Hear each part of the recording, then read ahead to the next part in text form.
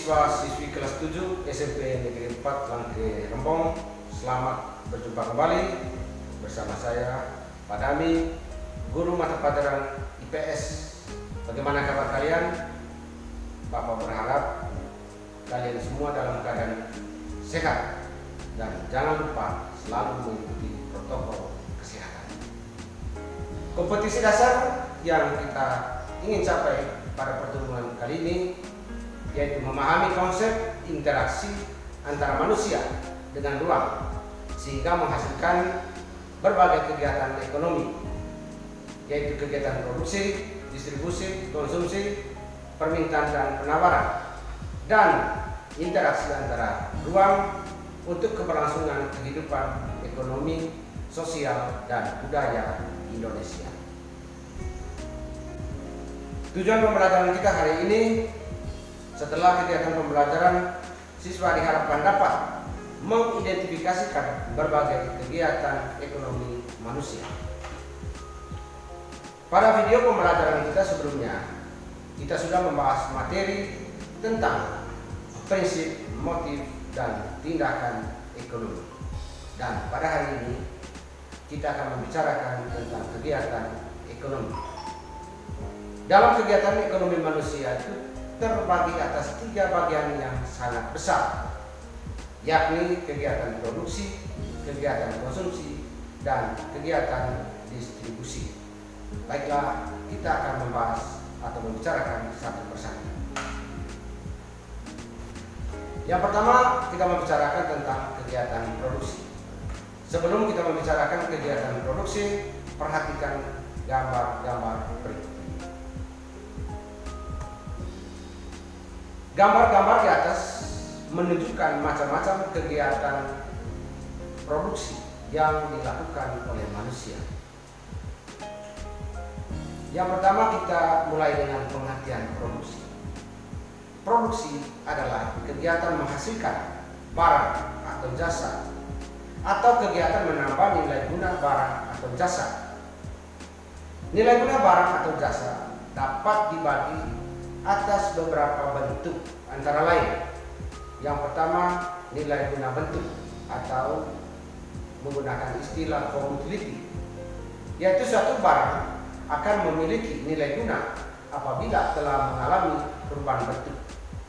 Contohnya di sini, kacang kedelai akan memiliki nilai guna lebih tinggi apabila dirubah bentuknya atau diolah menjadi tahu atau tempe. Yang berikut, nilai guna tempat atau place utility. Nilai guna satu barang akan lebih tinggi karena perbedaan tempat. Misalnya, pasir akan bertambah nilai gunanya kalau dibawa ke toko bangunan. Yang berikut lagi kita lihat nilai guna waktu atau time utility. Nilai guna waktu adalah nilai guna suatu barang akan bertambah kalau barang tersebut digunakan pada saat yang tepat. Misalnya, jaket digunakan pada saat kita kedinginan. Payung kita gunakan pada saat musim hujan, bukan musim panas.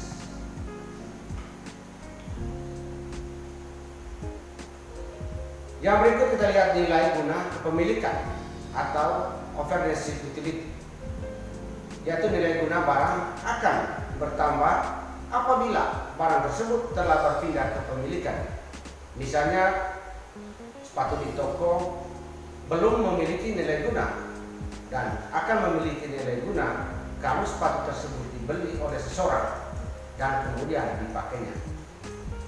Nilai guna barang bukan hanya ditentukan oleh kepemilikan saja, akan tetapi dapat juga dilihat dari siapa yang memiliki. Orang atau lembaga yang menghasilkan barang atau menambah kegunaan barang disebut produsen. Untuk melakukan kegiatan produksi, seorang produsen harus ingat tentang 3 hal, yaitu yang pertama, what, maksudnya barang apa saja yang akan dihasilkan dan bahan-bahan apa saja Ini berhubungan dengan tujuan dari produksi.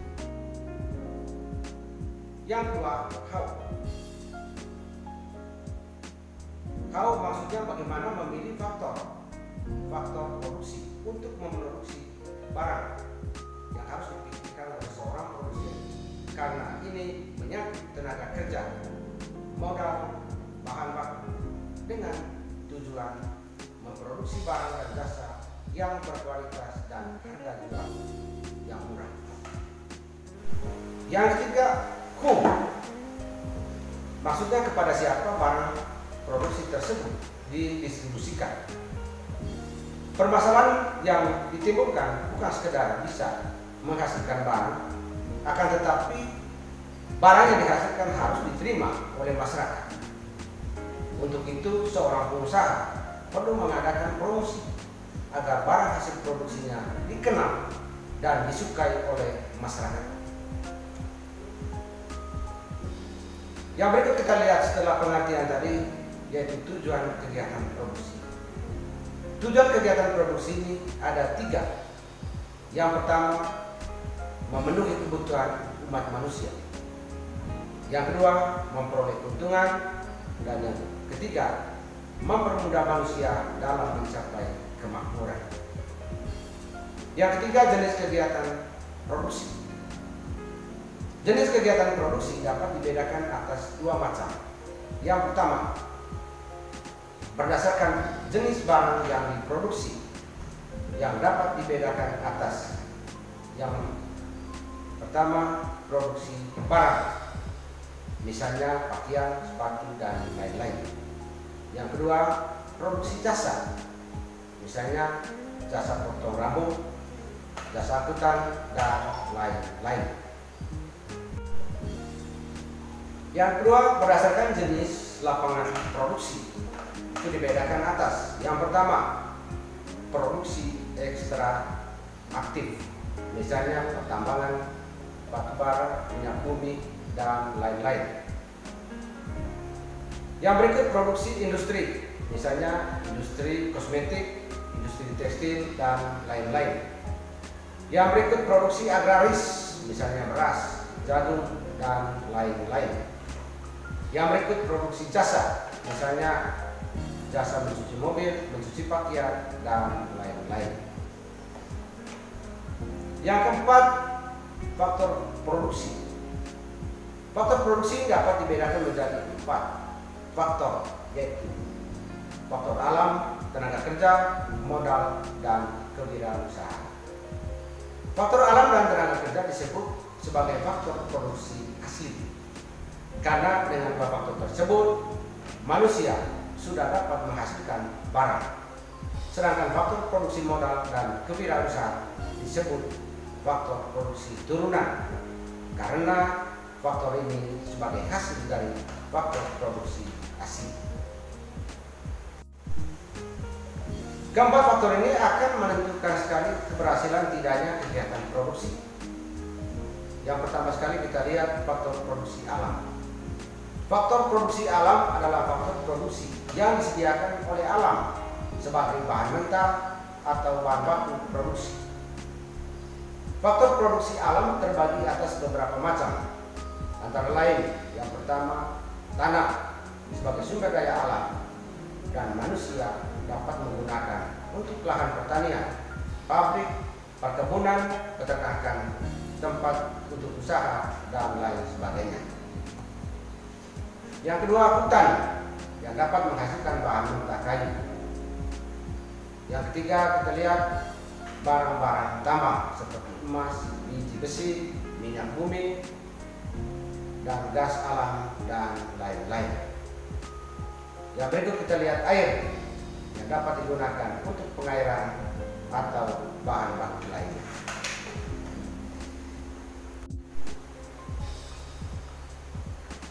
Faktor produksi yang kedua adalah faktor produksi tenaga kerja. Tenaga kerja adalah sumber daya manusia yang dapat digunakan kemampuannya untuk proses produksi. Tenaga kerja dapat dibedakan menjadi 3 macam, antara lain yang pertama, tenaga kerja terdidik adalah tenaga kerja yang telah menempuh pendidikan formal. Contohnya tenaga kerja ini antara lain dokter, guru, konsultan, dan lain-lain.